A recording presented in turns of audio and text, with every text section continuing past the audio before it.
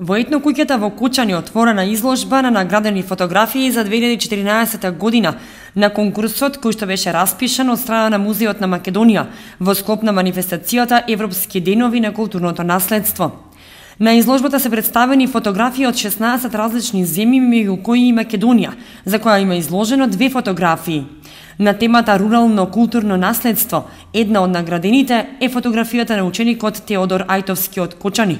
На фотографијата е представен еден од браќата од триото Стојанови, Ристо Стојанов, кој што е облечен во оригинална машка носија од Осоговијето, односно од Ново село од каде што и потекнува тој, и на тој начин и само преку фотографијата, меѓутоа и по неговото творештво кое го оставил за идните поколенија, снимените касети со извор на народна музика, се покажува негувањето на руралното културно наследство во нашиот регион. Главната цел е за да може повеќе да се популаризира и да се обидат луѓето да го заштитуваат заедничкото европско културно наследство.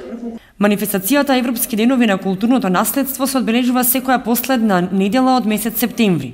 Во Македонија се одбележува од 1996 година, а кон одбележувањето се приклучува и Кочани континуирано од 2005 година, со отворање на вратите за посетителите на изложбите. Инаку, самата манифестација започнува во 1991 година на иницијатива на Советот на Европа и со поддршка на Европската Унија.